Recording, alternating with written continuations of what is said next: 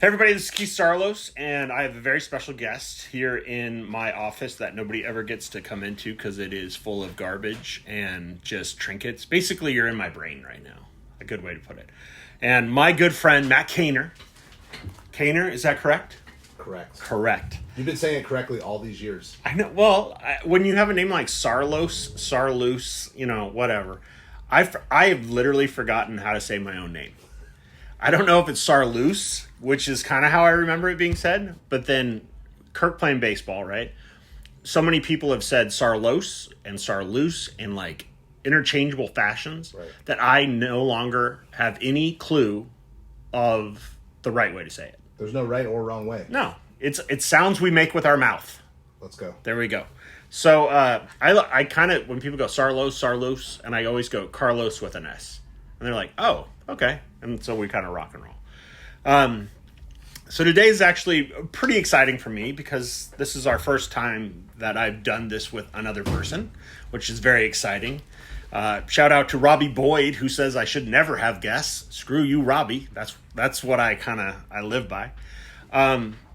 But Matt's here for a few different reasons. One, Matt's a good friend. Two, I think it's pretty interesting that you and I would say that it was kind of like we went to our freshman year of college together. You know, that in my wine world, it's like when I met you and you met me is a few miles back, right?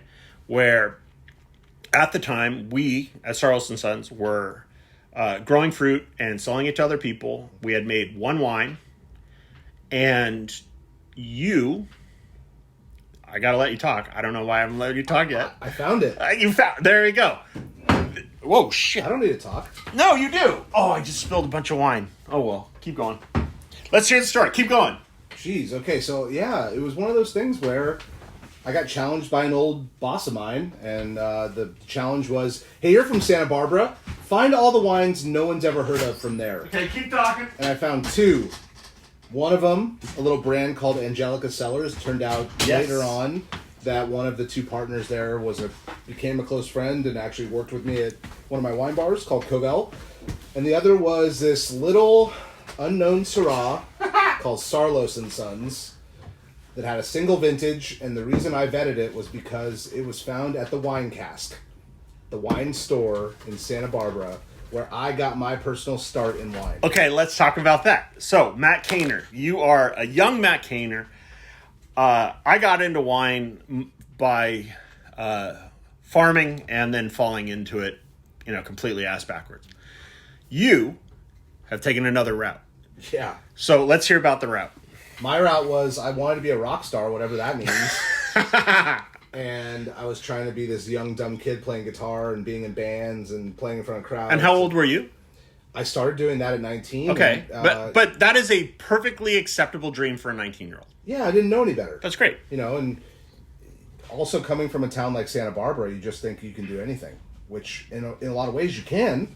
Totally. If it hits, it hits, Hi. Hey, special guest star, Heather Saarloos walking in. Hey, what's up, babe?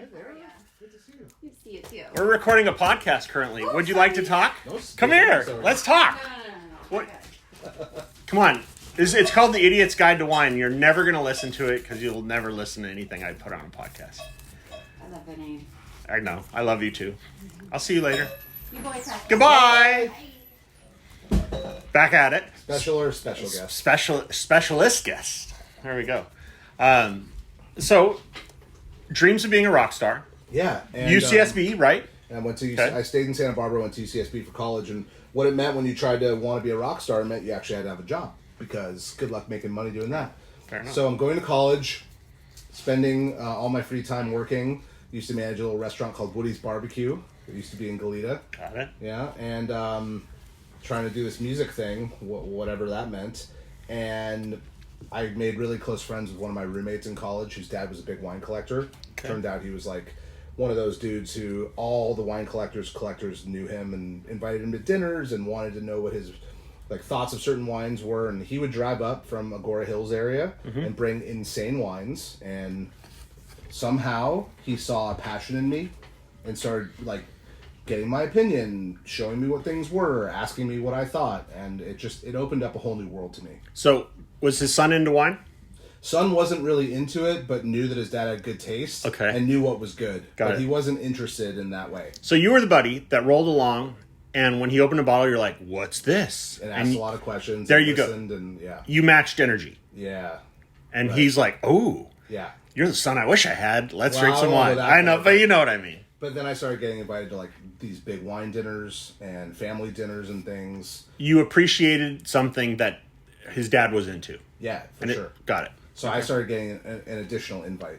And it opened my eyes to things. So when I had kind of had my wit's end of the restaurant, I segued into wine. And Okay. I just kind of faked it till I made it kind of thing. Got a job at the Wine Cask wine store in Santa Barbara. I didn't know anything. Whatever I told them I knew was, we all have to fake it till we make it kind of thing. Right. I knew enough to know what to say to get the job, and then I had to like catch up. I had to So, learn. like when they dropped, like, "Oh, this wine has a very specific terroir," you're like, "Yes, terroir." No. Let me tell you what day one Okay, of working at let's the hear Wine it. Cask was. For anyone who went there, if you are from Santa Barbara or used to shop there, the Wine Cask had an entire part of the store, an entire room focused on Burgundy, where Pinot Noir and Chardonnay originate. And the entirety of the room was laid out the way that Burgundy's map is from north to south.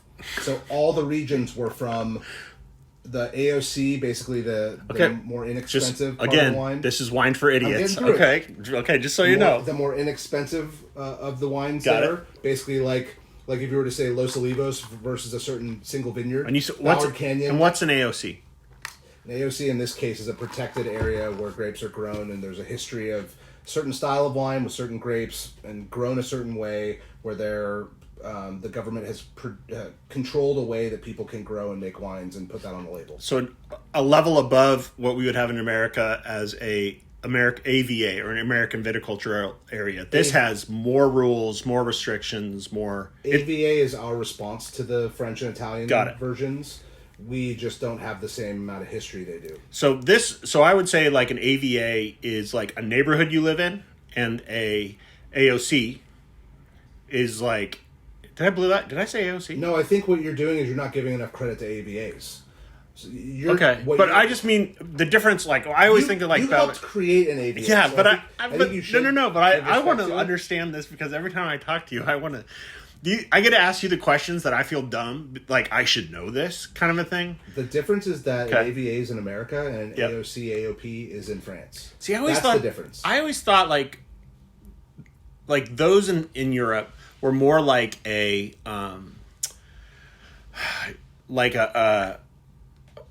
what do you call it? A neighborhood with what do you call it when they have like the rules like what color you can paint? HOA and stuff. HOAs. Well, here's the thing: is in America we're more relaxed on what our rules are. Got it. They could choose in the AVAs to say you can only grow Cabernet and you can only use this kind of barrel and it has to be aged this amount of time, Right. and you must crop to this amount and it can't go over that or below that. But that's what they do there. We've chosen not to do that here. Yep. It doesn't mean that it's not the same thing. It just means that our guidelines are not as stringent. Got it. In a So lot of cases. again, I live in a neighborhood. Hey, this neighborhood's cool. No fence, no this, no nothing. But in Europe, they have been doing it so much longer that they do have restrictions and guidelines because, like, if you're in an AVA, there is in the United States, there's no real. It's more of a place than what you have to do or what you're specifically known for. It's been a choice, though. Again, Total it choice. doesn't mean it's going to stay that way. Yeah, we're in the infancy of it. And that's why I can see that. I don't think you should say they're too different because Okay. they're really not. Okay. There are some intricacies like what you just described. Yeah. But anyway, we're getting way too deep. No, I like this. This is great because I'm like, as soon as I know every time we talk, you're going to drop something that I'm like, I don't know what that is, but I feel perfectly fine asking you about it. Oh, by the way, cheers. This is something to drink. Mayhem? So, hey, no, but Mayhem is I our see- mic I see stands. Mayhem. We should probably describe our setup right now. So, the setup is 2 mics on top, clipped onto the top of wine bottles, which are basically perfect height, and recording into an iPad because we're dope like that. So now we're drinking something. Technology. Yes, I love. Are you listening to it? Are you Wine listening? sounds great. The EQ on this wine is fucking phenomenal. Okay, just so you know, on one of my things, like we were going to talk about, I don't know if you've listened. You probably haven't listened to it, but there's an intro to this where I compared you to my Rick Rubin, and like I'm a band that just started out, and then this Rick Rubin type who like Beastie Boys meets Rick Rubin. That's the Matt Cainer, Saarloos and Sons story, right? What do you think? How do you like it? Delicious. So this is a special wine as a Santa Barbara, our most famous resident. There you go. This is a Syrah. This is kind of how our friendship started. This is called Dutch. I don't know if this has even been... I put it on the website, but I haven't told anybody about it yet. There'll be more on that later. There'll be more. You're going to have to follow to know more about what we're talking about. If you do a little deep dive into the importance of the San Ynez Valley and potentially who might have been a president from California, you'll have a bit of an understanding. And if you knew the reference to the name he just said, you'll know even more. Fair enough. So we totally got off topic. The Matt Cainer story. You're working. So day one. Yeah. Wait. We're 11 minutes in, and I'm still on day one. So I jump into this job, and again, this entire room of wines from one location in France, which is one of the most famous regions in the world, where Pinot Noir and Chardonnay originate from. Okay. Again, they have the wines all. Normally in stores, they'll have it by price. They'll have it alphabetical. Dewey Decimal System. Exactly. Do you know the Dewey Decimal System? That was Conan the Librarian. That's exactly where my mind went. Deep cut. Okay, keep going. Conan the Librarian. Keep going. So, all the wines were organized from north to south, from all the villages, and then within the village, again, the top quality wines, which are the Grand Cru wines, the Premier Cru wines, and then all the way down to the quote-unquote AOC wines. Hold on, are we going to stop again? No, you're going to let me get through this. I'm going to let you get through it. So I got to take a note. Like $1,000 bottle of wine was all the way at the end, the $500 bottle of wine was in the middle, and the $100 bottle of wine was at the beginning. Within these origins, north to south, the way it's on a map. Okay. That whole room was very much a pride of this store. And day one, we had, I think the day before, there had been like 30 cases of wine, all from Burgundy, that was delivered to the shop. Yep. And my job, day one of my first employment in the shop, was to integrate all the new wines into the room, all from Burgundy, right, knowing that they had to go from north to south on the map, and also AOC, Premier Cru, and Grand Cru wines in that order. So day one, you're at a bookstore. New authors come in. You have to move everything, all the books over, put them back up in the neighborhoods in which these authors work. And not only that, it's like, you know that old style of book cover where the cover itself, the font that is used, the color of everything, everything's the same. The one small difference is the title of the book. Yes. This is the same case where the labels all look the same and the title is just slightly different. But the title difference could be the difference between a $50 wine and a $5,000 wine. Okay, and did you have a price gun? I mean, were these priced? Like that. Someone else was going to come. No. They had printed out the stickers, and I just had to put the sticker on. Okay. So again, day one. Short answer is there was already that taken care of. Yeah. But day one, are you putting on the $50 sticker and the $500 sticker? Correct. And did you ever screw that up? Did not. I'm impressed. Well done. I faked it till I made it. Well done. I know how to read a map. I know how to pay attention. I know how to read intricacies, and it made me realize, literally from the get-go, these small differences matter. Okay. And in wine, the smallest thing can matter a lot. Got it. You as a winemaker, you as someone who's a farmer, you can tell these people who are listening how different, like vineyard origin, 22 to 23 bricks, TA of a different level, this stuff matters. The differences matter a lot. Well, speaking of such, you brought up a couple things. One, you threw Grand Cru out, Premier Cru. Give us a idiot's guide to those two things. So in France, they have a designation of the best vineyards, and the way they've done that in Burgundy, especially where it matters a lot. The top vineyards that give the best quality, which are usually in the kind of the middle of the hills in these little pockets of the top quality areas, are called Grand Cru. So those give... We're talking Cistercian monks' time when they had nothing. They couldn't fuck. They couldn't have sex. They didn't do any of that. By the way, my mom listens to this, just so you know. Sorry, Linda. I love you. Pardon my I should probably tell everybody when we start, because I it's didn't like, know that. hey, mom listens to this, just so you know. So, back when they couldn't have sex because they were tithed the men of God, they were men of the cloth, their job literally was to watch grapes grow because they couldn't do otherworldly things what a that life. we all love. And what they did was they sat and watched for their entire life and made very distinct observations of where the highest quality came from. Mm-hmm. And when a vineyard was given that designation of the highest quality, they would build a wall around it that in French they call clos, C-L-O-S. Okay. So a lot of vineyards are named Clos and then a name, sometimes a monk, sometimes just a vineyard owner, depending on, could have been royalty. They named it after a bunch of different things. But Okay. those vineyards that are called Grand Cru are usually in the middle of the hill, kind of where the slope starts to get to about, 18 to 22 degrees or so. Lower than that, usually right below that can be Premier Cru, which is just below Grand Cru quality. Above and below that are what go into like the village designate wines, which we've been calling AOC wines. It's actually AOP now. They changed, and that's a whole other conversation. But the French government likes to confuse people. They did that. But in essence, these are designations of quality level of vineyards. Do we have anything like that in the United States? So we don't, on a law level, have that. Okay. There was a big hullabaloo a couple years ago when a local vineyard you're familiar with and a lot of people might have heard of called Sea Smoke started calling themselves California Grand Cru. Yeah. And it made a lot of producers happy because it started to set a tone that they maybe could do that too. It also pissed a lot of other people off because they thought, how dare they? We don't have the laws behind it, or we don't have to like go and try to lobby someone to say that you are Grand Cru or not. You can kind of get away with it in California in a way. We don't have a law for when you can call your vines old vines. There's not like an actual lawful designation. And is there a lawful designation in that in France? They don't, and it's not necessarily protected by law, but they do have like an unwritten law, what's agreed upon, and it's not always the same in each place. Like in Burgundy, you tend to they tend to uproot their vines after about 30, 40 years. But the top vineyards that have survived, that they really know the quality are, they'll let them live to 70, 80, 100, sometimes longer.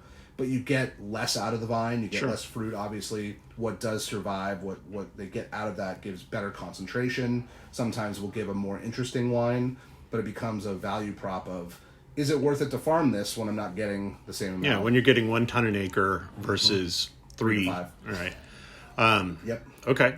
We got way off topic. No. This is great. Actually, strangely enough, I knew we were going to have fun talking because every time we get together, it's awesome. But one of the things that I didn't even think about until we started talking was, like, I know my vocabulary, right? And your vocabulary is, I go back to the Rick Rubin thing, right? You've listened to everything. Like, you have traveled around the world, tasting wines from all over. And not just like when you're right now, you're talking like, Burgundy or Rhone or Bordeaux, where, that's kind of like scraping. For anybody else, it's like, oh, I like wine and I went to Burgundy. And it was like a check mark that they have traveled to taste wine. It's a big deal. But for you've gone to like the subcontinents, right? You've gone to the little places that you're like, I'm going here, and and like quietly I'm like, I've never even heard of that before. It's funny, I've almost been everywhere but Burgundy. Really? I went to Bordeaux for the first time last November for 1 day, and I've been to Burgundy 1 time, only to the little village of Chablis. Okay. Really? I've seen almost all of the wine world. I have not seen most of Burgundy and most of Bordeaux yet. See, Not yet. Yet, right. Up until 5 years ago for me, I'd never been to France. Yeah, I remember. And that was the Rhone. Yeah, and I got drunk one night, and my beautiful wife goes, "It's really ridiculous that you've never been to France," or because so many people like winemakers and stuff. A lot of people who get into wine, right? They get into wine because they love taking that trip, and they like going there, and they were inspired there, and when they came back, they were going to figure out how to do this, Right. and that wasn't our path, right? It's kind of like you went to a concert, you heard this band, and you went straight home and bought a guitar and you started playing music like that. And which I totally understand. But us, it was like we we bought a furniture factory, and then we're like, shit, we can't sell chairs. Let's make guitars, and then started doing that, right? But going back, you've tasted so many different places. I'll straight up, where's the place that you were most surprised by? Like, and I don't just mean the wine. I mean like let's paint a picture. Santa Barbara, we haven't even gotten to like day 2 of Matt working at like the wine cast, which is kind of its own little university, right? And from there, your life, let's just keep going from there. Let's pause the most interesting place you drank. But from wine cast, you got a university level education on wine, high school level on wine. Because like right there, if you're already day 1 and you have to know from geographically. I was lucky. It was a bit of like a master's degree. Okay. Quickly too, because they had a wine store that I worked in. Yep. A fine dining restaurant that had a grand award-winning wine list from the Wine Spectator. Many years in a row it had been bestowed that grand award. And then also a wine bar that had a great wines by the glass, and you could buy off the regular wine list from the restaurant. So I got to sit with producers, taste with our wine buyer once in a while. I got to buy wines at a discount, and I was spending almost all my paycheck on wines and learning, because that's what you do, Yeah, you're into it. You know your wares, right? Totally. It was also having a wine region like Santa Barbara in our backyard. Anyone who was anyone there who owned a vineyard, was a winemaker, whatever, would invite us and say, come, we'd love to have you, come taste. And they open their arms and open their doors to us with amazing hospitality. Not everyone takes people up on those things. I was young and excited, and I knew the opportunity. So I went and drove up to wine country often and took advantage of it. Part of the scene. Yeah. Yeah. So I learned quickly that wine, unlike music, was an open arm. Everyone wanted you to be a part of it. They wanted you to taste their wine and tell you what they thought. In music, it was like you're playing to a bunch of people with their arms folded. Total. And they didn't think you were cool enough, and your songs weren't great enough, and they didn't want you to even be on stage anymore. But in the wine world, everyone was community. Okay, now let's pause there for a second. Where we're talking, like music, I totally see that, like the gatekeeping aspect of it, right? And to a certain extent, there's some of that in wine, but it always happens at the like high fidelity level, right? Like it sounds dumb to say that, but as someone who has worked at multiple wine shops, owned and co-launched numerous bars, like award-winning, like, so let's just say that in LA, are you actually, here's a funny one, are you actually what would be considered, because we have people that come in here all the time that are like, oh yes, I'm a sommelier, and I go, oh really, what level? And and I'll drop that back, and they're like 1 or whatever, and I'm like, because nobody knows, it's more people pass level 1 somm test than pass their driver's test the first time. Like it's like a stamp. Have like you had wine, you could pass. Yes, I noticed it's red. Hey, here's your sticker. Hey, you won. I know. Are you actually like a somm? Well, so by job of a sommelier, and then this accreditation side, which is where you're going. The bullshit not part. The same thing. I don't want to go there, but it's so. I went to college and chose not to continue going to college. I quit college. You were finished. And You finished college. To myself, made this kind of. My dad was never happy about this, but I made kind of a internal pact with myself that I was done taking tests and proving things. And so in the wine world, I like that. I early on realized I don't have to prove myself to anyone except myself. Fair enough. So Well I done. rejected this other way of proving how much you know about wine, which for some people who like syllabus and someone else's course material and telling you what you need to know, that works for a lot of people. I know a lot of friends who went to college and then stayed and graduated and went to graduate school and then got MBAs and got all this other stuff, and they still continue to be studious and learn that way. Me, I'm a give it to me, let me fucking break it, and let's put it back together, and I'll learn like that. The paved highway versus the off-road. There we go. And I'm an off-roader. I'm a 4x4. 4x4. And what worked for me was tasting every wine I could, taking opportunities to travel when I had them, which came later in my career and has not stopped, thankfully. And really, like, learning that every story was valuable and you could learn something from every story within the wine world. I'm a raconteur. I'm a storyteller. Mm-hmm. So I wanted to learn every story and then find ways to inspire others by retelling that story, finding connection points, emotional moments for them to connect to. Because I've learned if you tell a great story about a bottle, no matter what that wine is, it will taste better to the people. Okay, I'm going to go back to this high fidelity thought process because somebody, there's memes that go around all the time, and people who followed one like wine meme thing, I get them all. Right? Shitty wine memes is a good follow. They're a solid follow because so good. Lit. So one of the ones was just kind of like somebody sent me a thing about like it was somebody that works at a natural wine shop, right? Mm-hmm. And they're like, so what do you think of this kind of thing? And I'm like, it's high fidelity. And they're like, what are you talking about? And I'm like, have you ever seen the movie High Fidelity? Yeah. I said, when record stores closed, those people needed jobs, and they went to those shops, right? But those shops are like that intimidation factor, which I like. This is one of the things that I connect with you so much, and I love you so much about, is there are those shops that you can walk into that are intimidating and gatekeeping and whatever. Let's just say whatever, right?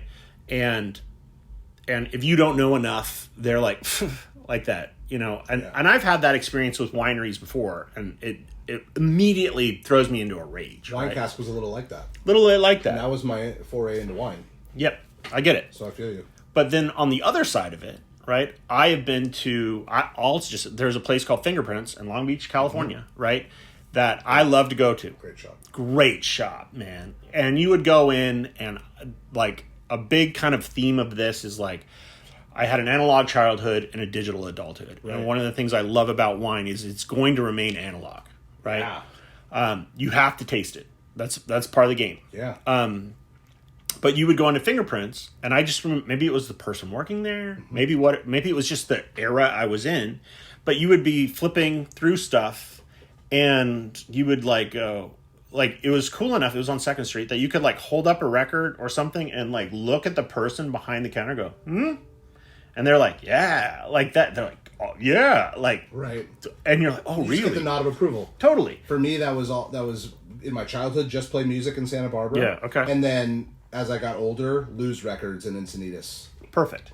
So same thing. I just remember I would go up, and you were the kid or whatever, and you brought up whatever band, and you put it on the counter. Minor Threat, Danzig. Well, something, right? Or it was the radio K-rock version, of like punk or whatever. Like if you were a kid and somebody, like the first Blink-182. Yeah, somebody went up with the first Blink-182. No doubt. But I was already in college right then. But like, you would put that up on the counter, and the guy, if the person behind the counter goes, "You like that?"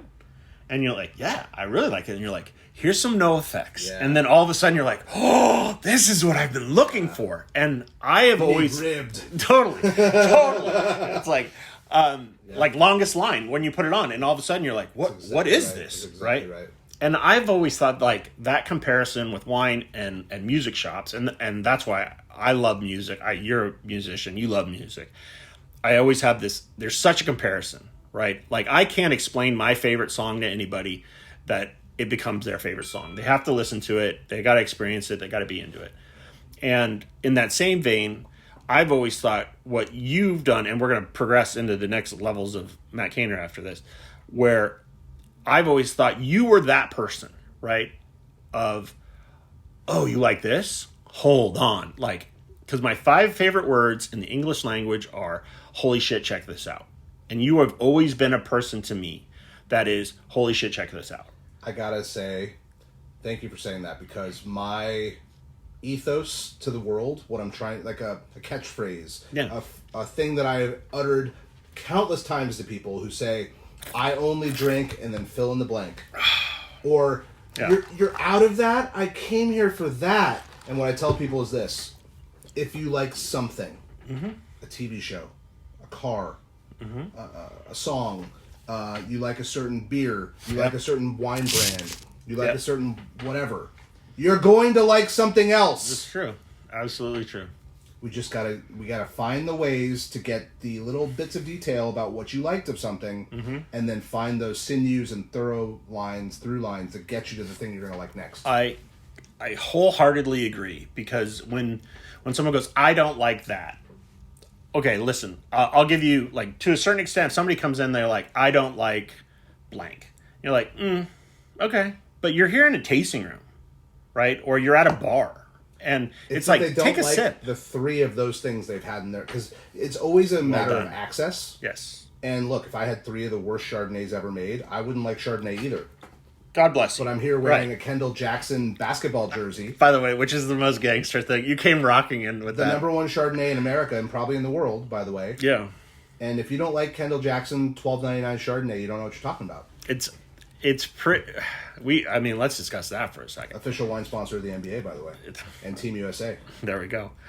The thing, because it's one of those things. Just because it's popular doesn't mean it's not good. People get mad that if something is everywhere, that it has to be bad, or if someone likes it, it can't be good.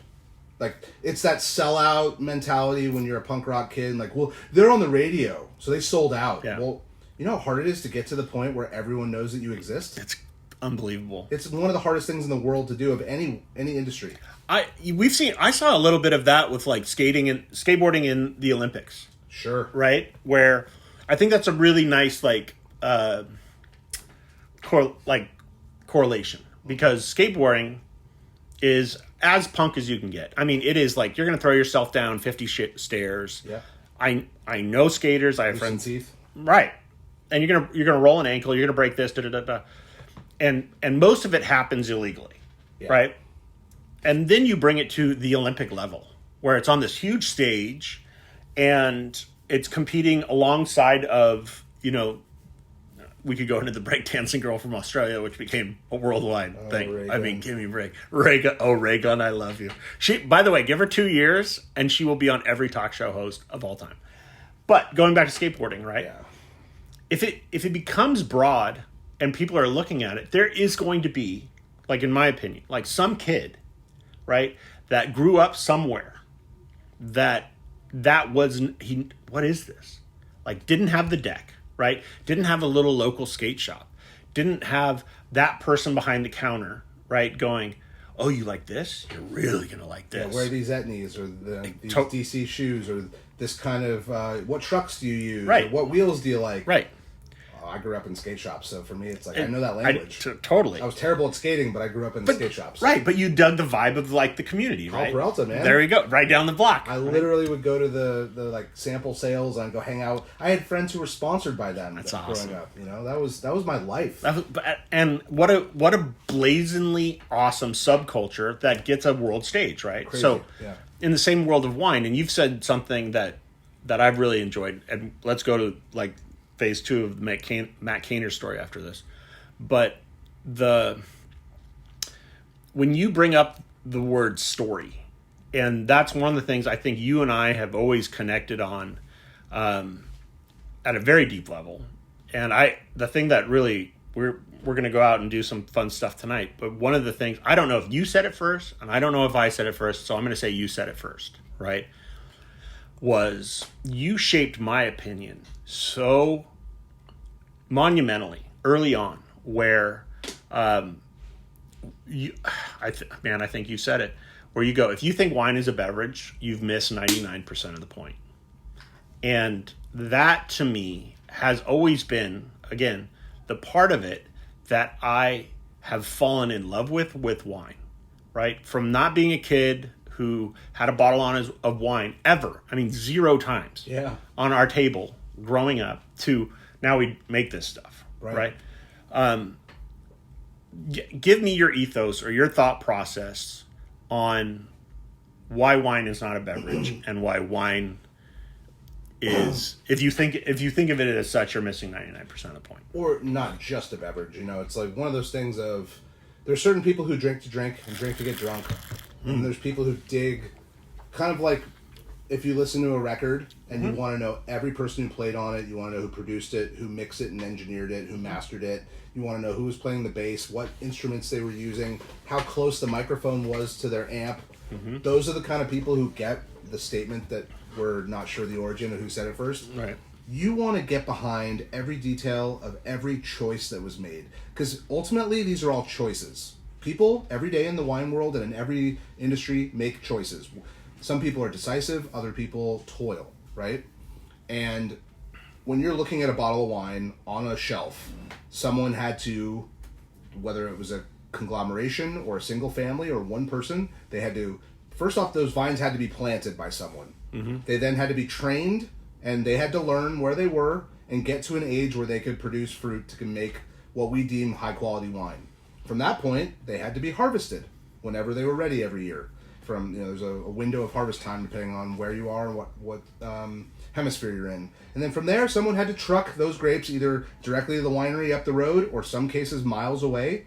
They then have to get unloaded into a winery facility where they're probably going to destem the fruit, make sure that there's not what we call MOG, material other than grapes, which sometimes are ladybugs, black widows, snakes, things frogs that are not grapes, separated out. And then when the fruit's destemmed, literally the berries are taken off of the stems themselves. You then have to start the fermentation process, which either you do so very gently by pressing the grapes with a pneumatic press, a machine that does that. Some people let gravity do it. Mm-hmm. That's a choice every time. Mm-hmm. Then you got to decide what vessel you're going to let fermentation happen in, depending on the quality, depending on what your goal is, depending on how expensive a wine is going to be, depending on what the fruit is. Mm-hmm. You might do that in a stainless steel fermentation tank. You might let it happen in an open vat of wood, a big one or a small one. You might do it in whether it's amphora made from clay or a cement vessel. There's a bunch of different people around the world doing that kind of thing. Then you have to decide how long it's going to happen. Mm-hmm. And are you going to age it in the same vessel for fermentation or a different one? All this stuff are decisions, and there's stories behind it, and there's an analog mindset of if-then statements that people have made for generations in a lot of takes. This is why we do this, because we tried it another way and it didn't work, or because the weather patterns are a certain way, or because things are very rustic here and we got to soften them out. I'm for instancing here, but roll with me that just to get into that bottle of wine, there's a million decisions. Oh, yeah. Mm-hmm. And even if someone made the one decision to do it the one way, all those decisions had either anti-decisions or thought processes that people decided not to do the other thing. To me, that blows my mind. Mm-hmm. Just like when a bottle of wine is still around from the 1800s or 1900s, and you look at it from, let's say, like I've had a couple Bordeaux's from the 1920s, right after World War I, right? Mm-hmm. How did that wine survive? Mm-hmm. Think of all the times someone had it in their wine cellar and chose not to drink it. Mm-hmm. That's a choice every time. Mm-hmm. This stuff matters. And for me, the decisions that go into how wine got from a grapevine in the ground to then fruit on the vine to then fruit in a winery, then inside the winery it had to go into a vessel and then vessel into actual juice that's fermented and has alcohol and tastes a certain way, and then got into a bottle. Someone had to put a label on it and have their either family name or their brand name or some sort of cool art on it, something descriptive of some sort of characteristic of their life, whatever it is. This is not just a beverage. No chance. I love it. I mean, I want to let everybody needs to marinate on that thought process, because the thing that I resonate so much with, not only all of those decisions, right, mm-hmm. but by being the person making those decisions, right, and by being out there in a vineyard and by growing something from the ground. Like, my definition of art has become, it's something that you do that can fail at any moment, just like you're describing. Every single one of those decisions, those positive ones, anti ones, whatever, those are moments of brushstrokes. They're moments of this chord or that chord, or this note or that note. The fact that I am still blown away when we get the wine into the bottle. Like, that our bottling days still to this day blow my mind, because I go, holy shit, it made it. Right? Yeah. It's like we landed the plane. And then it takes on this whole other life that now, like, using the music analogy. And by the way, you did the most Rick Rubin description of that whole thing. You did it so well, where it was like, you were describing, like, how does a song get created, right? Where does it come from? There are processes that you have to get up in the morning and begin the process, right? And a lot of the origin of the stuff, the kind of real inspiration, are not even from my life or your life or the person touching the thing. It's generations before had to make the decisions they had to make to get us and put us in position to be here today to do this. That's another part of the story. To me, I love that part. Your family, I mean, come on now. I'm a big fan of that. Right?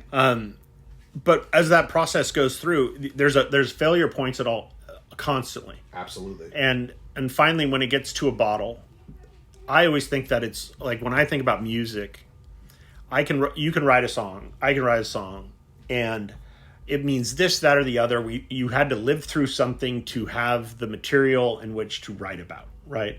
And it has to come from somewhere. And I'm very proud of like our mentality of being singer-songwriter. It's like, are we Eddie Van Halen level winemakers? No, right? But we know what we're singing, and we know the song, and we know how the song goes. Yeah. And then we get into where I think you do such a great job of shining.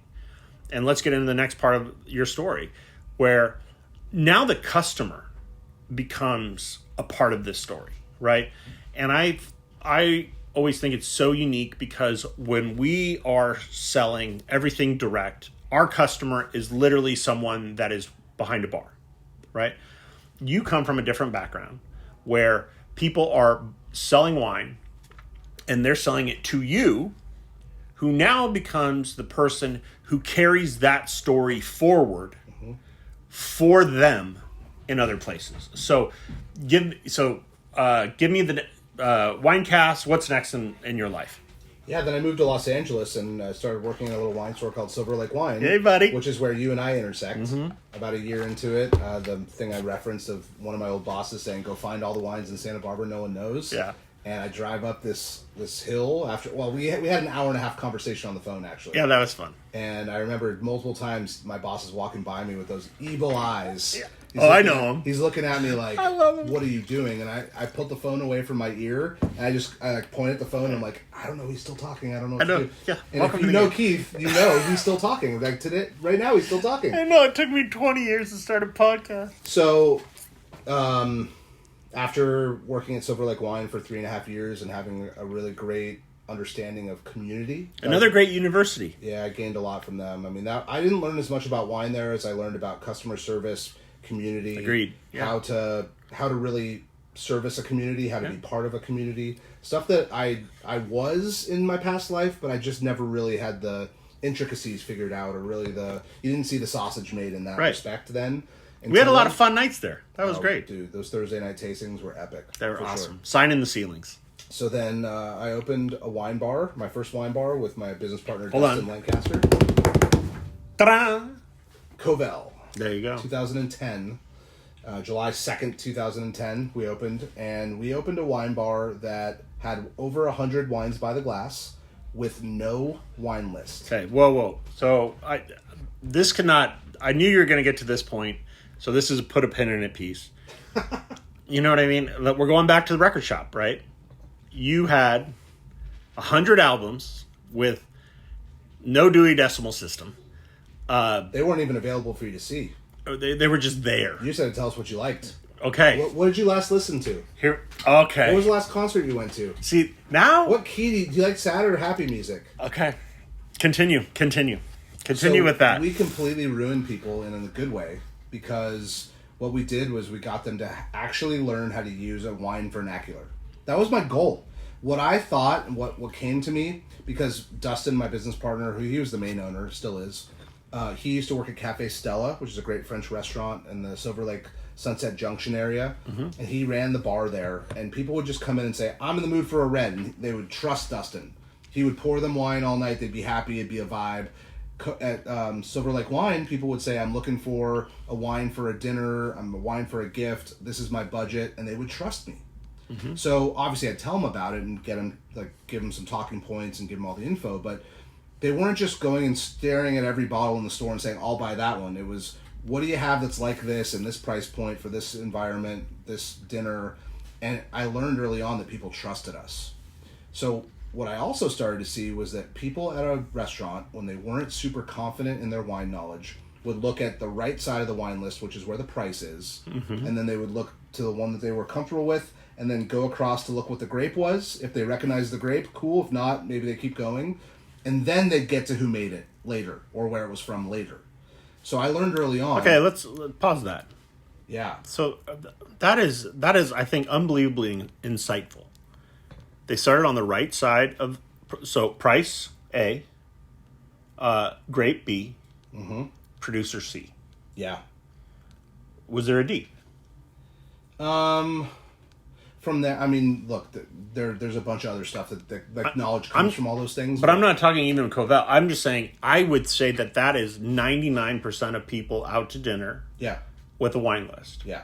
They're going boom, boom, boom. I always think D, which sometimes becomes A, is the waiter or waitress comes over and they're like, what do you like? Right there. Yeah. I mean, that is, and by the way, that people want to be sheep, and I don't mean that negatively. Like we want someone to tell us it's good, and then that confirmation means it's good. Mm-hmm. But we have to admit, right? That is like asking, like, the wolf, because all of a sudden every single waiter or waitress there, they got someone spit to them like, hey, push the chicken, push the fish, and then they're like, oh, and by the way, we got a sweet price on this wine. Yeah. We're selling it for 32 bottles. We got it for $4. Yeah. We need you to push that. Ultimately, people would ask me, like, what do you recommend? And I go, literally, we only have things we recommend. That's why we have them. Like, we only have things we recommend. Like, that. I know what you're asking. I know what you mean. But let's get to the heart of this. That was my point, was this is not about us anymore. This is about you. Yes. We're going to teach you the language, teach you the vernacular, teach you how to order a glass of wine, and then you're going to get the things that you like, and it doesn't matter where it's from or what it's called or what grape it is, because you're not tied to the 9 that you've heard of, because there's 175 wine-producing countries in the world, maybe more. There are 6,000 to 8,000 grape varieties that have been made for 6,000 to 8,000 years, and most people drink 5 grapes that they know how to say. So I always describe those as off-ramp wines, right? If you're on if you're driving your car and you're hungry, right? There's the Colonel, the King, and the Crown, right, on the side, and you're like, and then In-N-Out, and if you're in California, but you're like, oh, good, but when you pull over, I'm always blown away that you order by your number. Right, give me a 2. It's like, what really? It's like you're actually ordering by number. And people still do that? I do, big time. Okay. I have kids, man. I have done a lot of road trips with a lot of like hungry water polo players. Okay, that's fair. And we roll in, and it's a bunch of 16-year-old kids that are just like crushing food. Yeah. And they're like a 2, a 5, a 9, a 7, a 10, and 11. I don't have kids, so I don't know. I know, but it's. I get that. It's called a Happy Meal for a reason. Yeah. Okay, continue. So yeah, so but before you jump in, I don't think. Do you know how disruptive that was? Like, now that you have hindsight, I learned quickly. I mean, we didn't. The only reason it didn't, maybe in the beginning, make sense that it was disruptive was because it's just how we kind of operated. Though for me it was retail, and for Dustin it was a restaurant. We just like he was like, I'm sick of making money for other people, so I'm going to do it myself. And what year was this? 2009 we had that conversation. That's 2010 right. We opened Covell. And do you think that, because I think of that as like when I think of the pins of like LA wines, I know that there was like there was the Gilded Age, which is like Campanile days. Yes. Well, there was like the Rat Pack days first, and then there was the 80s, 90s. Yep. Yeah. But that was a whole other era. Spago days. Yeah. Days, yeah. But that's like kind of when I came in a little bit, and I'm like, oh, you guys are doing something nuts. Yeah. Right? That jump from Silver Lake to Covell that I saw you make, right? Where you're like, I'm going to take all of this stuff I learned, I'm going somewhere else with all of this information that I've been gaining all over the place. You were kind of the Will Hunting, right? You're like, have you read this book? Exactly. Yeah. And you go and you launch a place that has 100 wines with no wine list But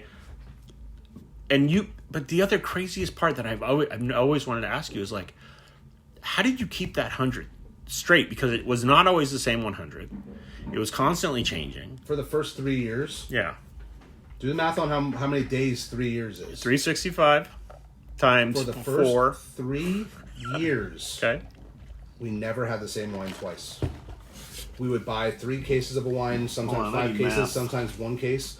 And when they'd sell out, we'd move on to a new wine.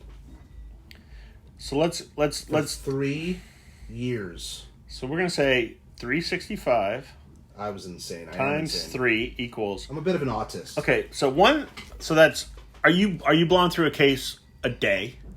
No, never. Like maybe later, certain like a Sancerre. But you would sell more than rosé. 365 cases a year through the place. So I'm just saying, if you did 365 times 3, that's 1,095. We would open 4 to 5 cases of wine a night on a Friday and Saturday, and like 2 to 3 a night on a weekday.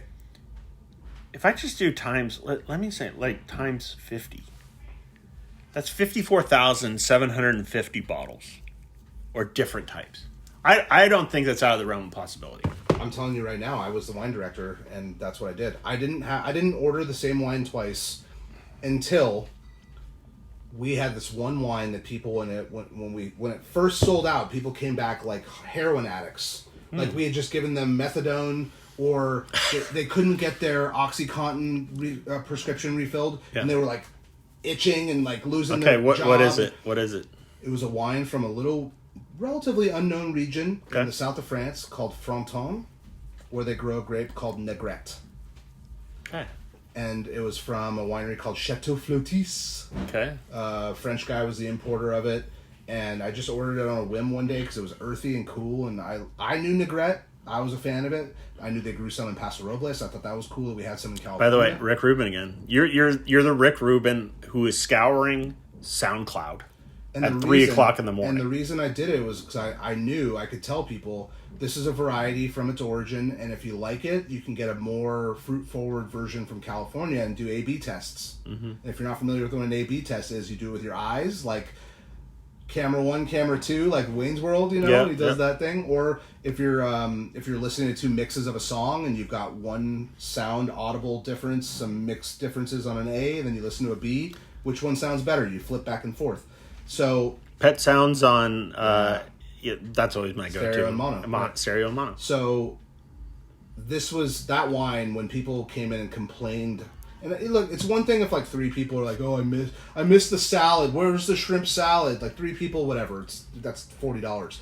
But when it's like an entire like a congregation of people over the course of a week all coming in for the same wine to get their heroin fix, and all I had to do was reorder the wine. No joke, that was the one wine that changed how I ordered wine at Covell. I ended up reordering things that were popular after that. And that was 36 months. You played the hits. After, then I was like, all right, we're allowed to We're have in greatest business. hits. Yeah. We're allowed to have greatest hits. We're in business. Got it. Yeah, that's Okay. cool. That's the Apple's, what do they call that when they put your album? They do the essentials. Yeah. That was the essentials list. Certified banger. That started the essentials at Covell. So that wine we had until, I'm sure they still have it. I'm guessing they still have it, but I sold my ownership, so I'm no longer there. But and then I went and opened a second wine bar in 2014 That had called Augustine. okay.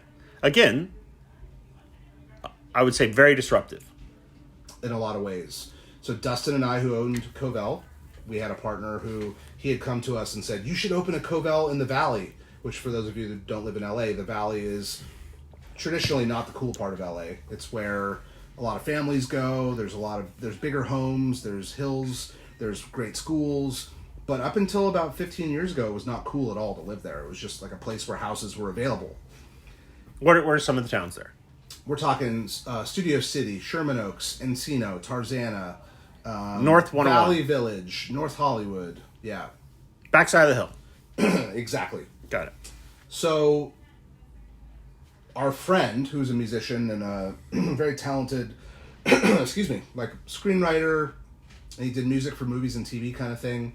He and his wife moved from Los Feliz to Sherman Oaks. They bought a great house out there. But he kept lamenting, like, oh, there's no cool places, there's no wine experiences. You guys should really open a Covell out in the valley. I think you'd do so well. And Dustin and I both were like, look, it's a great idea, we think, but it's not our neighborhood. It's not where we live. It's not where we spend time.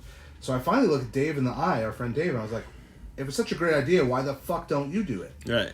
And this is one of those people who, sometimes you have friends that you don't really know the background of who they are and their work ethic, but you just know them on a, like, not a base level, but you know them because of a certain thing. Like, we went to concerts together, we went to dinners together, we drank wine together, but I didn't know what tools he used. I didn't know how clean his house was, certain things like that. No, I get it. There's things you learn. Never about went on people. vacation with him. Yeah, exactly. So I planted a seed in his head, which unknowingly became an obsession, and he looked into how to open a wine bar. And he's one of those people that, if you think I'm the high fidelity, Dave Gibbs is the epitome of the high fidelity mentality. Yep. If he's obsessed with something, he deep dives it to the point of every detail from every angle, no stone uncovered. He is an encyclopedic knowledge of Napa wines and Bordeaux and Burgundy and places that inspire him. Musician again. Well, he's also a music guy, so he could tell you every detail of every person that ever played on certain jazz records, and he used to tour with, like, he was in a band called the Gigolo Aunts, and they opened for the Counting Crows, and he did music for That Thing You Do, and he was the person who wrote all the music for, or did the musical compositions for Rock of Ages, the stage show, and then became a movie later. Like, he's one of those guys. Got it. It's just... He's a cerebral person. It's just really interesting that, a really unique throughput with a lot of this stuff. I go back to music so much with wine, and when you're getting into the people who are really nerdy about music, right? It's an easy rabbit hole to fall into. It's very common. Very common. No, it's a parallel for sure. Okay. So we opened Augustine based on that thing I told him, like, go do it yourself. He ended up partnering with Dustin and I. Yep. Because he figured out how hard it was. It's not easy to do, guys. And the thing that was so great about Dave, his encyclopedic knowledge of wine, he also loved vintage wine. He was obsessed with scouring the earth and finding all the vintage wines he could of the places he loved, the producers he loved, at the best, most, like, bottom feeder price possible. He would negotiate and wait until things were basically free and buy them, and then they'd be $1,000 bottles somewhere else. Like, he was genius at this. So we opened a wine bar with the mindset of, let's make vintage wine approachable. Okay. People can drink vintage wine by the glass. Nowhere that we knew except for Burns Steakhouse in Tampa, Florida, who had been open for 100 years and had a wine cellar 100 years old. Nowhere else in America we knew of was doing that in 2014.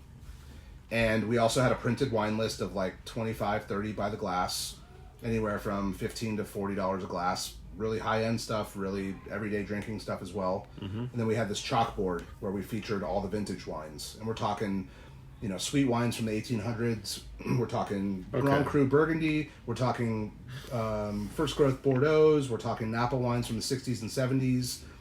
And anybody could walk off the street. Yeah. That was, is that the... Let's talk about that, because a lot of this is like Idiot's Guide to Wine, right? And where people are interested enough to listen to this. So if somebody goes in and they're like, most people get real locked up with, I don't know enough about wine to appreciate this, right? They're discrediting themselves, first off. Okay, well, I think that's an important thing to discuss, because I've never known enough about wine, right? I still don't.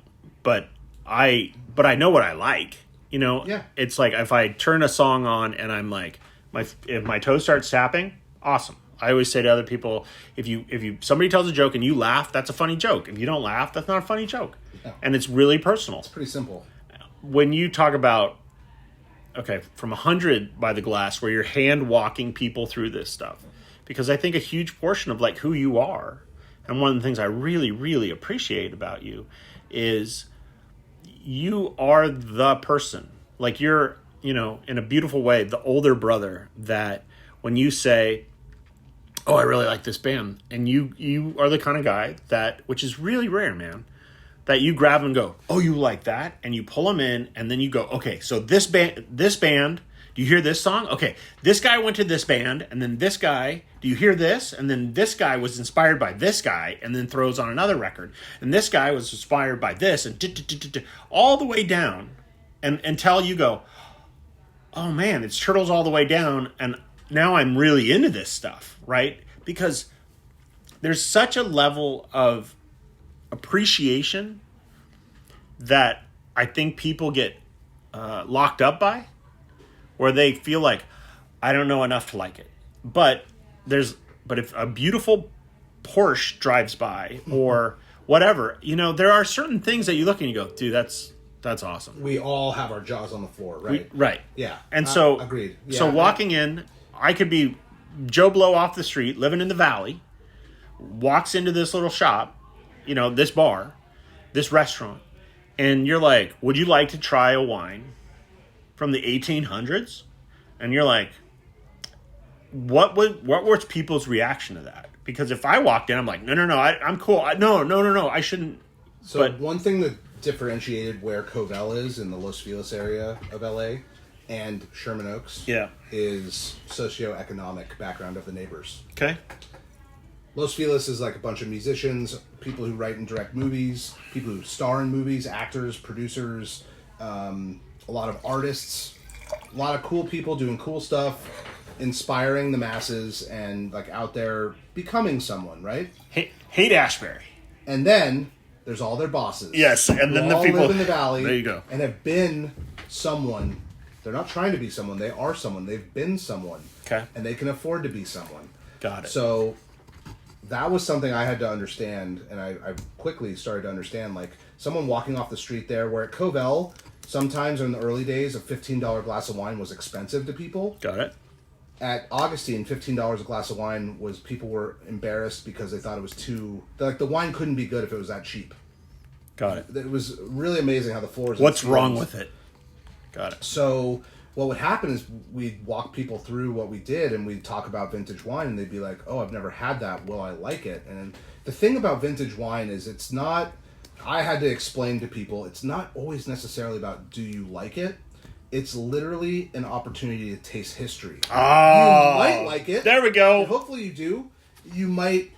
What will happen is you might have an aha moment and say, now I know what a 50-year-old Napa wine tastes like. Me liking it is maybe less important than the education behind it and this opportunity, again, to try historic things.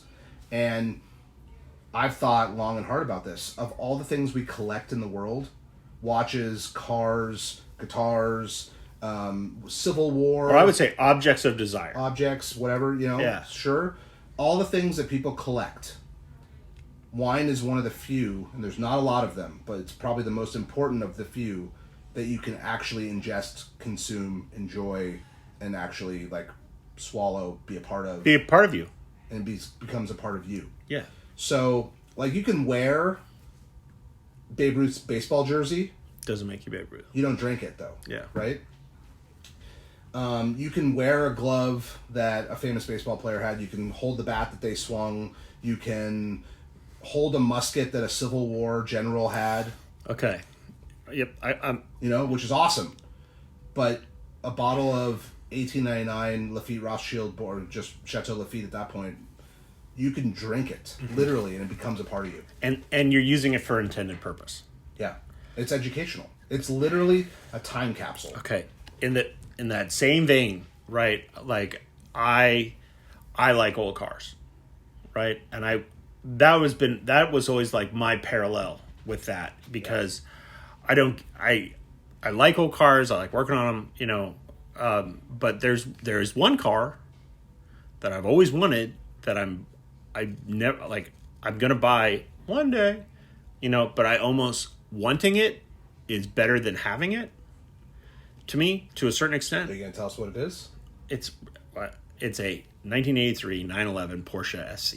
83. 83. That's my birth year. I know. Oh, I didn't know that. But it very specific, right? And for my anniversary, my wife, I'm impossible to shop for, everything else. And anyway, long story short, someone goes, "What?"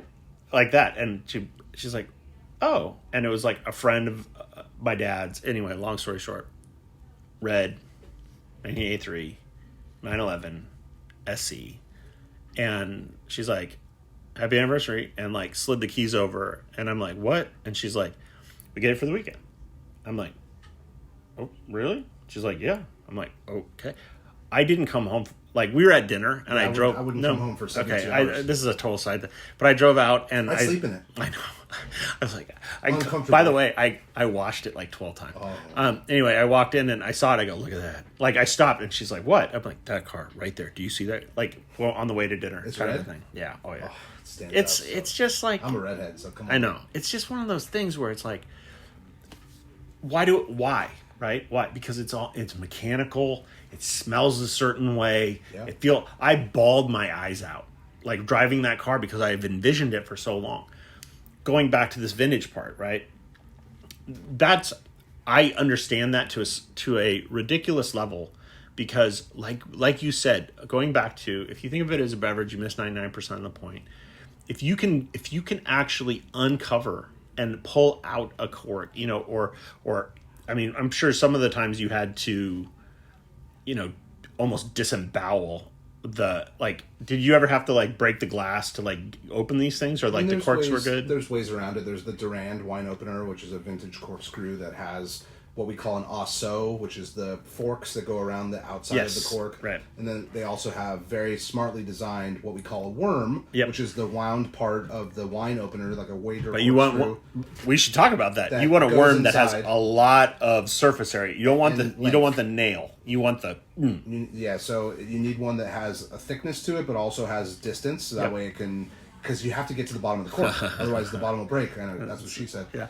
But so the Durand is one, and then also there's a really cool technique using what's called port tongs. Yes, I've done this. Very famous Pretty from cool. Porto for old port wines, which you basically take a torch, and you make this. I got him in the other room. You have them, so Keith can do a good explanation too. But in essence, you fire this piece of iron that makes it very hot, and then it crimps the outside of the glass, the neck of the bottle. And then you put some water on it to quickly make it cool down, and then you can just kind of tink, knock it off, and the cork comes with the bottle, and it's a completely perfect scoring and cutting of the glass, which is so rad, and you don't lose any wine that way, and you don't lose the cork.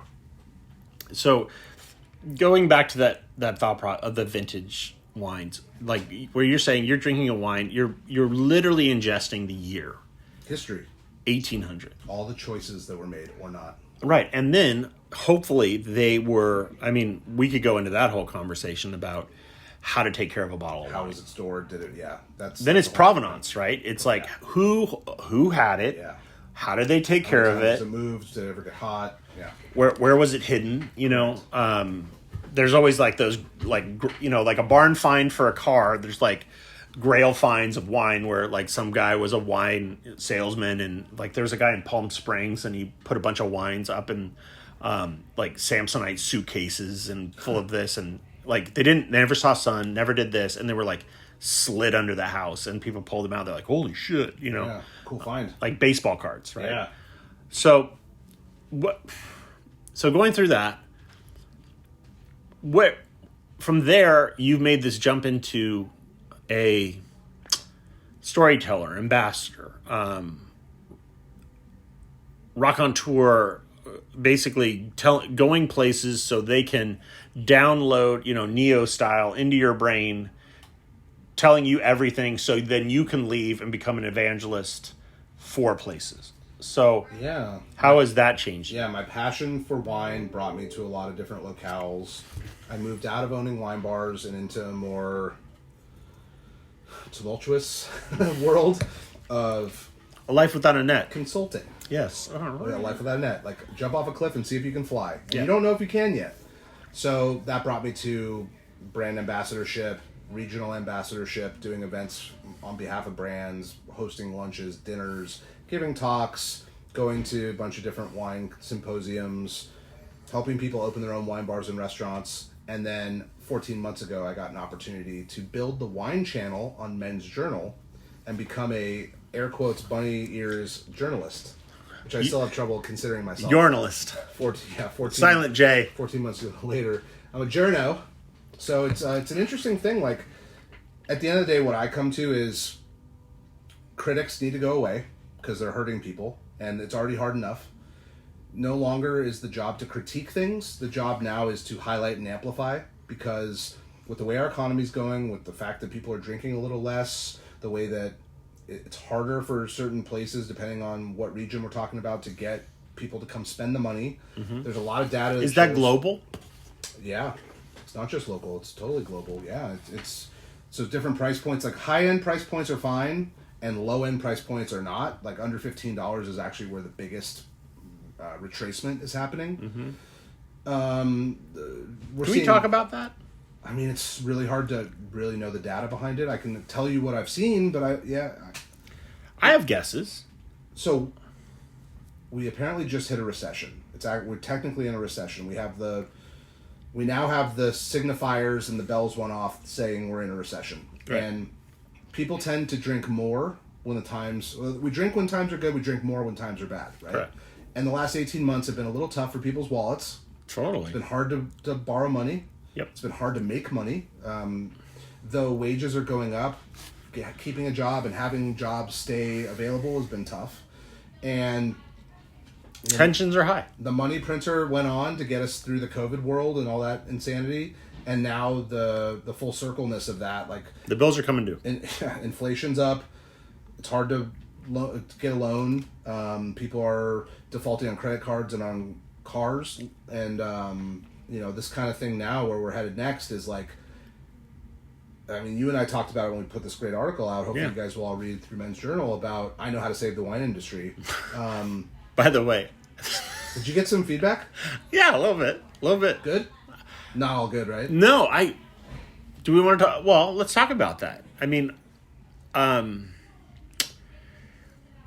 know that's like bravado. It's like, I know how to save the wine industry, but I think I do to a certain extent. I mean, but you know me, it's like 50%. Like, I had a panic attack last night and threw up on myself, but like, this is also, I think I could do this, right? Yeah, so I'll figure it out tomorrow. I'll figure it out tomorrow.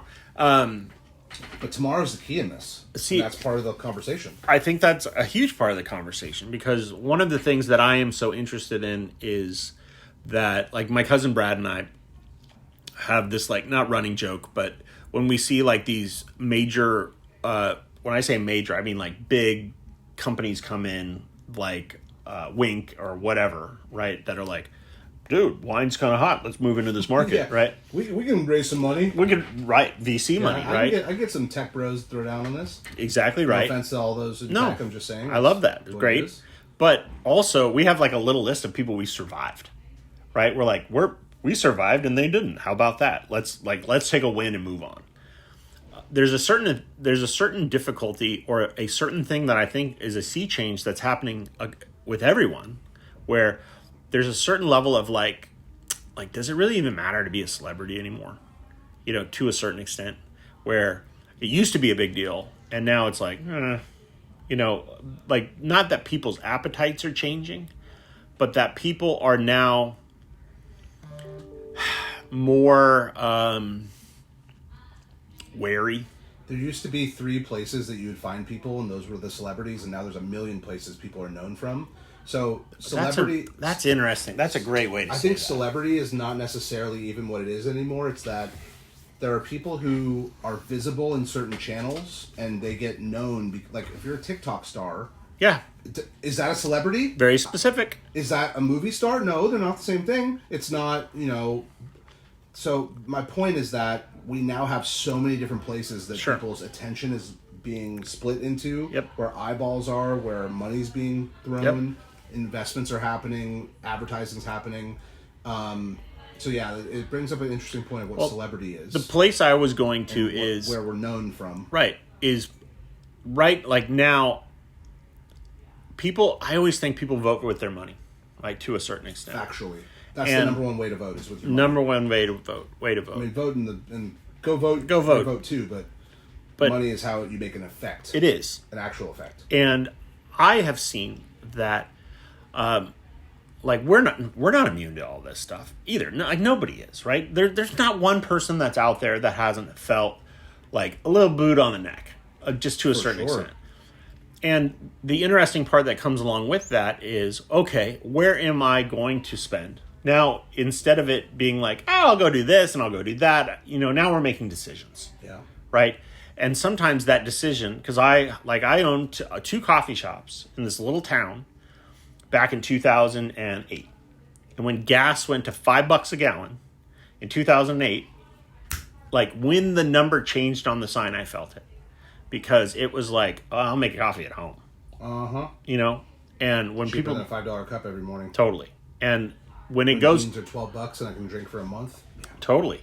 And so when that comes to... But then I also make other decisions. Like when you said the higher end versus the $5, right?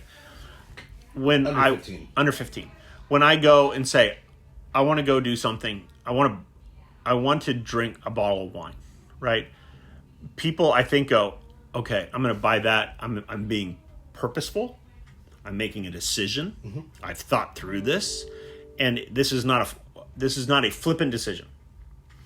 And then they make that decision and go buy it and drink that bottle, because part of what we talked about in that article of like how to save the wine industry is when you said that when people are in depression or whatever, or it's in good times people drink, in bad times people drink more. Right. We experienced that through COVID, of course. Yeah. But on the flip side of that, I feel like this era right now is different.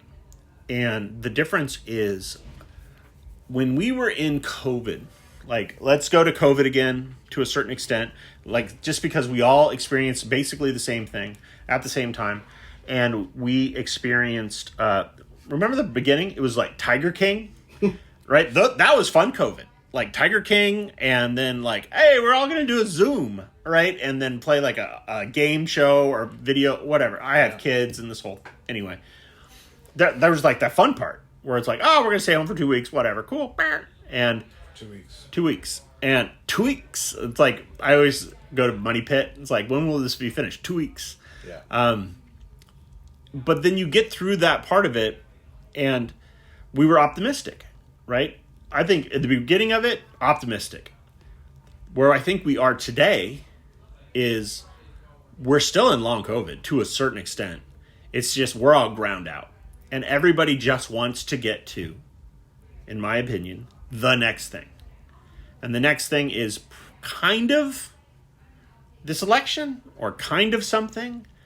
But I don't know a lot of people, and I have had to force myself into this, where the difference between wine and any other beverage that I drink is if I want to hit the fast forward button, I want to go numb. Yeah. And I want to be like, I'm good. Like, what happened? I need a drink. I passed out because I don't want to remember. And I just need to wake up tomorrow. There's Gotta get through this. We got to get through this. Fast forward. We got to get through this. Let's fast forward the button.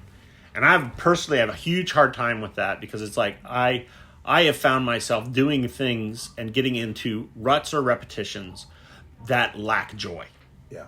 And I'm just doing it. What are you doing? I'm doing this thing. Even doing things I love to do, but doing them without joy, almost just like I'm grinding it out to a certain extent. But there are those moments when I want to hit what I don't want a night to end. And those are always wine nights. Oh, yeah. Because everything we just talked about, right? The difference between a beverage and a story. The difference between like filler music and an album, like you're like, oh, what is this, right? Something that you're going to put your headphones on and lose yourself in, right? Those are two different things. Yeah.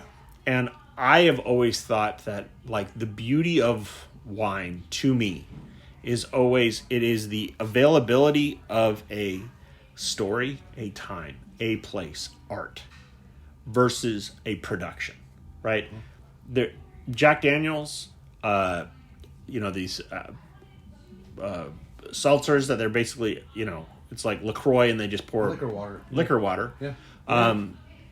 All of the stuff weed to a certain extent, like I almost go, it's like 1-to-1. The fact that like we just got more and more and more and more powerful. Too much. To the point where it's like, give it up. Well, right, and people are like zoned out. You know, like when you're at a, like somebody was telling me like 200 milligram like edibles. Oh my god! I'm like, what are you doing? No, it's like you're killing. It's like catharsis. You're killing yourself.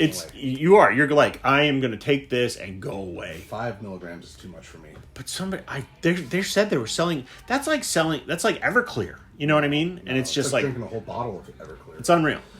But in that same thing, I'm like, what's happening? Because we are numbing. You made the point that, like in farming, number one, you must believe that tomorrow is as important as today, or there's the optimistic farmer. The optimism is strong, right? Yes. Otherwise, you'll pull your crop today. Yeah. Why do it? Exactly right. So when people are not optimistic about tomorrow, they're not celebrating. And when they're not celebrating, they're not creating memories. When they're not creating memories, they're not reliving memories. Mm-hmm. And these things are the kinds of things that get people to go to fancy restaurants, to drink great bottles of wine, to stop collecting and start enjoying. Mm-hmm. And people just stop collecting in times like this unless you have, a lot of people have a lot of money. That's why the high end is doing well and hasn't had any dips. Is like those who were rich into COVID only got richer. Mm-hmm. Those who are, holding great positions in the stock market has, we had some bad times the last couple of weeks, but like people are still up, by the way, from if they bought 4 years ago. So not disagreeing. Yeah. So those out there who, but in that same vein, yeah, it costs almost the same amount of money to make pasta for 4 as it does for 2. Mm-hmm. And that's I am 100% saying to you that the era of with social distancing, right? The era of having people over to the house. We're gonna make some pasta. We're gonna open a bottle. We're gonna sit outside. We're gonna hang out. We're gonna be on the porch. Yep. And I know I live here, right? I know that I get God's that. Country. True, but I don't get the vibe that, like, if I say Los Angeles, which is a huge, like, it's 100 miles from here, right? Yeah. You drove today. Are people, and this is Matt, Matt Kaner, a correspondent, are people sitting on the deck with a couple people came over, we're opening a bottle of wine, and we're putting our feet up, and the phones are inside, music's playing, everybody's done this on the porch, hanging out, we're all mixing it up. Is that happening? My tribe of people are still doing it, but the problem is not everyone's doing that. Interesting. It depends on, you have kids, you have different schedules because of that. And, people aren't getting married in the same fervency. They're not having kids with the same desire. Things like life is changing around us as well. Yeah. So that also changes. Like if you live at home. But that's the same symptom, man. If you live by yourself and you don't have either a partner, a spouse, a roommate, it doesn't matter who it is, like to either enjoy time with or spend time with, whatever, it's less likely you're probably going to reach out to the neighbors to also do the same thing unless they're friends of yours. Right. And that's why I love your phrase about building a longer table, not a higher fence. Yeah. Because we should all come together no matter what. Right. I don't know if I've said it. I definitely haven't said it here. But one of the things that I have always had a hard time with is when I think of a corporation or I think of a company, right? A company is what they're trying to do is go, what does the consumer want? Let's give it to them. And if we do that, we're cool. If we, like, I always think Blockbuster Video, right? Blockbuster was dope. Right, I said it makes me sound dumb, but it's true. As a kid, I loved going there. You loved that. There we go. So I rode my bike there twice a week. I rode my bike there. I would go and browse the shelves, kind of like the Fingerprints music thing, right? Exactly right. And then you're like, "This is in," right? And you would go and you would grab it and you would hold it with 2 hands and you look at your brother, you're like, "We got it," or you're just standing there waiting. One copy available. Totally. And you went there enough where the person, you're like, "Hey, is there any of this?" And they're like, Exactly. You know? And they'd also recommend if you like that, you'd like this. Totally. Like Dustin's Picks, Exactly right. I loved it. Because all of a sudden you're like, what? UHF, right? Yep. Another who thought we'd have two UHF? Call me Mr. Butterfingers. It's on the floor Who wants to somewhere. drink from the fire hose? Stanley Spadowski's Spadowski. Playhouse. By the way, that movie does have the funniest, wrongest, non-politically correct, funniest thing ever of all time. Which one? Oh my gosh, am I going to tell you the joke?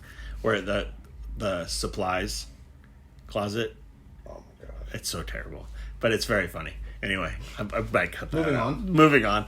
But it's like, oh my gosh. It's the guy from 16 Candles, Long Dong. Oh, I love that movie. That movie's amazing. Anyhow, moving on. This is edited. So, when I would go in there, you would look, you would see, you would touch, you would feel, you would leave, you would go home, you would get a pizza. You thought it was going to be lit. It took you 2 hours, right? Yeah. It took you 2 hours to get this done. Oh yeah. Then you're heading home. You call 6 people. I got this movie. Come on. Everybody came over. You bring the popcorn, you bring the licorice, you bring the vibe. Well, yeah. Right? You threw this mini party at your house, or what are you going to do? We're going to... There's kids everywhere. You whatever. order the pizza. Awesome. Yeah, you all Right? got to bring your part. Everybody brings their part. The potluck. The teenage potluck. When a corporation looks at it, they go, well, what if we just pump that straight into your house? And you're like, yes, I would like that. That's easier. That's easier. And what they did was they said, will that make you happy? And everybody says yes. But what their decision was, what we didn't realize we were trading was we received happiness and we gave away satisfaction. And so to a certain extent, and in wine or whatever, it's like, what do we want? Well, if your goal is to get drunk, there are cheaper ways. Yeah. Right? For sure. But also in that same vein, if I want to be full, I can go to whatever restaurant and load up. Mm-hmm. Is it going to be good? Maybe. Sometimes. But is it going to be something that I relish, that I want to go back to, that I want to, it's almost like, and I hope my mom, it's like the difference between they gave you porn and took away love. Yeah. You know what I mean? Yeah. And I always think That's that happened to a lot of people. Agreed. The But generation. how do we... They think that porn is how you have sex. I hate to go there, but you're right. It took away love. It took away love. Yeah. It replaced it because it's like, it's just easier or whatever, right? Well, it's not even that it's easier. It's what you've seen. So you replicate what you see. Oh, man. That's how humans are. But are we going to get to a point of it's like, I still feel that right now, there's more vinyl being sold than... It's because people don't buy music otherwise. The thing for me is... you're right. It matters who you learn from. And this is something that, like in the wine world, I'll bring it back to the wine world. Yeah. Young kids, God love them, who get into the wine industry, however they do, working at a wine store, a restaurant, whatever, they don't really have mentors anymore the way that we did when... And I'm only 20 years into wine, but I had mentors. I had people I learned from who had been either trying to sit for the Master Sommelier exam or worked at wineries in other parts of the world, and then they came all together to a magical campus that had all these people with experience and cool ways of thinking, and I got to learn from them and take away what I learned and then apply it my way. And now you might be a server at a restaurant and the wine director gets fired or decides to leave, and then the server who's worked there for 3 days is all of a sudden the wine director, but they don't know anything about wine because they didn't learn from anyone. So they buy from one distributor who makes it easier. And, it's like, I'm not against that, but we need to get back to mentorship. And in the wine world especially, we're having trouble with that. People are not learning from anyone anymore. The internet has made it so you kind of don't have to, in a way, or we've tricked ourselves into thinking, well, I can find it on TikTok or Instagram, or I can read about it on a website. I can learn it from, the Jancis Robinson website, or from Karen McNeil, or from Wine Folly, or whatever the book you like is. You still got to learn from people. You still there has to be experiences passed down through time. I hear what you're saying. The thing that I am so, shockingly interested by is that I think there was a certain era where wine was only for the highfalutin. You know what I mean? And then there was this era that I have to admit I am naive, because the fact that you came into it, I came into it, let's say 20 years ago. Yeah. Right? And then all of a sudden... Let's say, because that's exactly right. That all of a sudden, it was accessible, or the people who got into it made it more accessible. And all of those people you turned on at Covell, all the people that Silver Lake Wine turned on, all of those people that went, oh, this is awesome, right? Maybe there was just this golden era of people like you, people like them, that were mentoring and shepherding, kind of like I don't think that this is true. But it could be a factor where all of a sudden, like an area has a music scene for a while, right? Where you have Seattle scene or Orange County or Oxnard, punk scene or whatever, right? The blues scene of Chicago or Nebraska. Yes, Nebraska. You get 311. All of a sudden, it's like, Yeah. So, do you think that was era specific? That mentorship was taking place and happening? Is it still happening? Or because one of the things we have noticed, as far as wine here, there used to be a belly to the bar mentality, right? Previous to COVID, right? Belly to the bar. Yeah. People are like this. Tell me everything. Get to know your bartender. How's the relationship? It's an exchange. Exactly right. And then now, I noticed at your tasting room when I walked in, there's no one at the bar. Nobody at the bar. Everybody's out. Sit outside now? Everybody wants to sit outside. That has just become the norm, right? COVID changed that. It changed from when I would have I would do 10 seatings in the back in this back room, okay, let's roll and rock through it and be sweating by the end of it, right? To people are like, we just want to chill outside, right? From active to passive. It went from leaning forward to leaning back. And one of the things that I've done is, okay, cool. I'm going to do vineyard tours every Saturday. Right. And you want to learn some stuff? Come on, let's go. And that's the environment to do it now. And that's the environment. Yeah. Big outdoor. Yeah. Walk through it. Play to people's comfortability. Had to pivot, right? Yeah. Because I don't know if people it's strange enough, but do you still see people wanting to sit outside to eat? I think it depends on the weather and where you are. We're lucky we're in California, but True. In New York City, they've got a 3-month window for that, and in parts of Canada and in Minneapolis. I'm not talking about. I'm just trying to get. I'm actually asking you from a vantage point of what do you think? Because I know the winds of change are going to happen again. If everybody was rolling in dough right now, it'd be a totally different story. Where I travel, I don't see quite the same thing you're describing. It might be area specific in that case. Yeah. We're also, the PTSD in California is still pretty strong, where it's less strong elsewhere. Texas, they're not thinking like this. No, I totally agree with you. You know what? I think that you are 100% correct with that. I think the California PTSD, especially with California, we're talking about wine and wine specifically. Yeah. The PTSD is still real. We had the most stringent lockdowns of most states in America. We had the longest time of that happening in California, and also we had a lot of other than New Rochelle and parts of New York City. We had the most COVID to worry about in California, depending on where you were. Yep. So I think that there's just still. It's only it's 4 years ago. It seems like a long time ago, but it's really not. Mm-hmm. And people's habits have changed, and people are still a little shell shocked. I think you're absolutely correct. I mean, that's one of the things we noticed during COVID, we were easy respite. Yeah, for sure. Outdoors, this, that, and the other. We got space here. We got space. And this county wasn't so overrun with COVID. Which is good. It was we're going to be, when we got to the, just be outside. Yeah. We awesome. Right. And that kind of became it. The interesting part for us is, and I think it's just, everything now, is, engagement.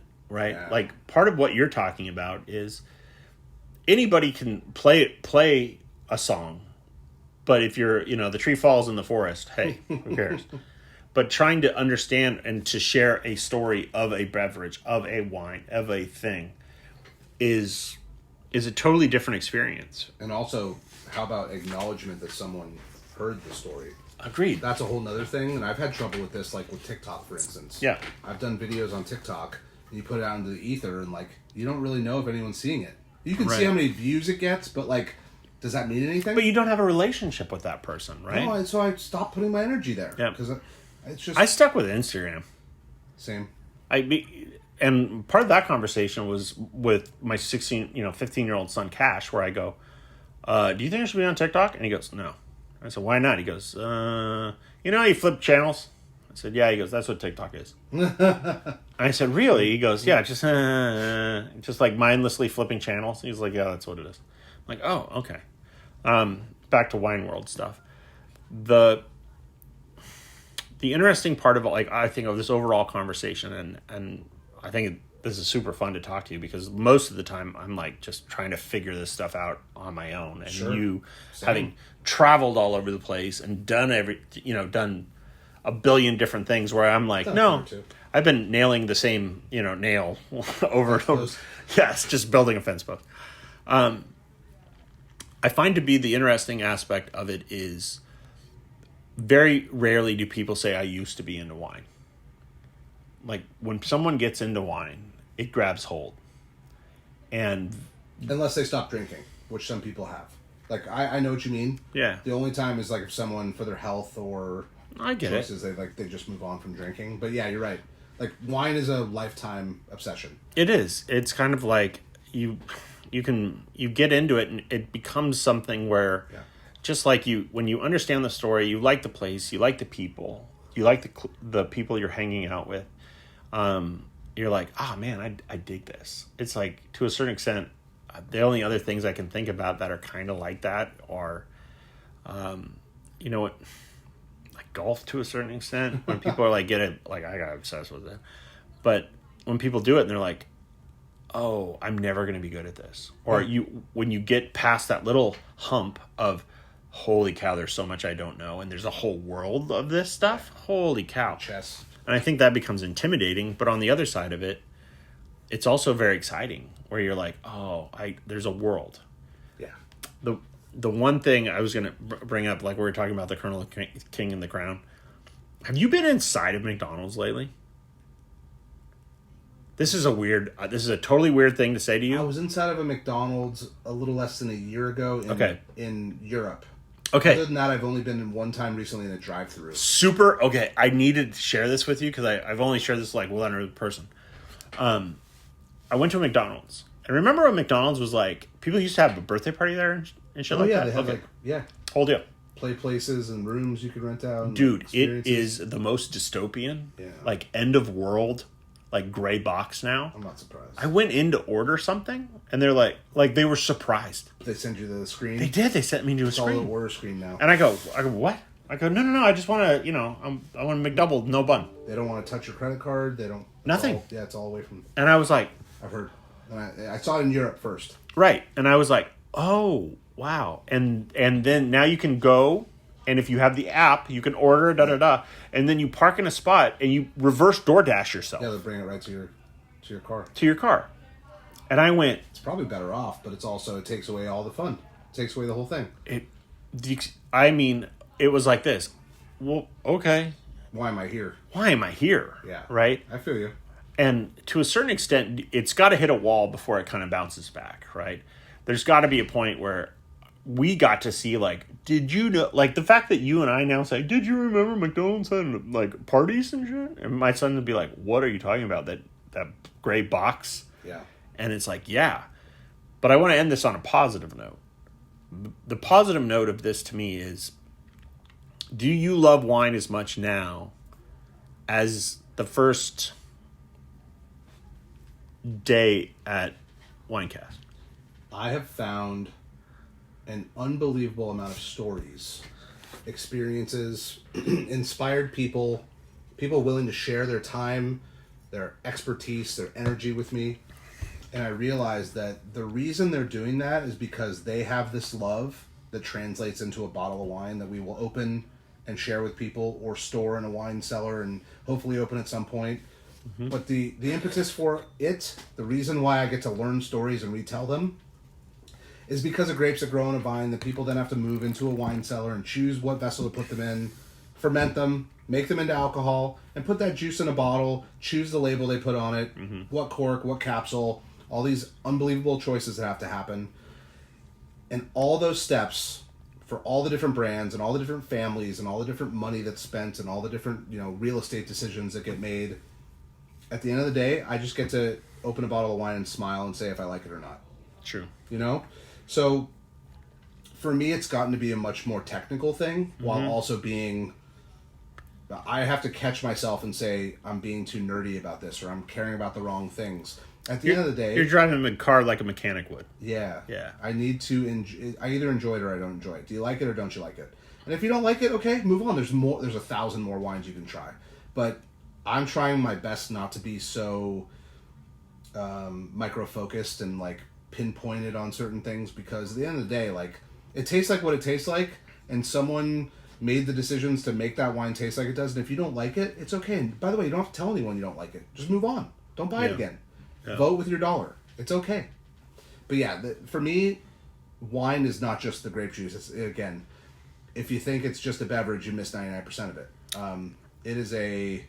It's literally a story. It's an ethos. It's a series of choices. That's what wine is to me. I couldn't think of a better way to end this. I mean, in all honesty, from someone who grows it and makes it to someone who goes out and finds people that, you're doing exactly the same thing today as you did when you found us. You know what I mean? To a certain extent. And I think all of us, like that $15 bottle, no one's telling that story. Or is that story compelling? Right? Maybe not. I don't know. But I do like the fact that the people who I always think Los Olivos remains undefeated, like this little street, right? People are still, it's one of the last wine regions in the world where people are still your name's on the sign, there's a pretty good chance you're in the building. And pushing it out, and you're doing it for quote unquote the love of the game. Right. Right. Why are you doing this? Yeah. Because this is the life we chose, It's it'll come back around. Because they've been making wine for thousands of years. I think the beautiful part is when you were talking about all of those different wines, the hundreds of different wines, or the thousands of wines you were pouring, or opening a place that had vintage wines, that where you're tasting pieces of history, right? The very interesting part of that is we weren't talking about the wine on a Target shelf. No. We were talking about really interesting, compelling, fun stories. From anywhere in the world, by any person, enjoyed in any context. I think I got a good way to put it. I don't know if you said it first or I said it first, but if you think wine of just a beverage, you probably miss 99% of the point. Dude, I've had so much fun. I can't believe we talked for an hour and 42 minutes. Holy shit, I gotta figure this out. We'll edit it. But thanks for coming in. Let's go do something fun tonight. I think we should. Let's go!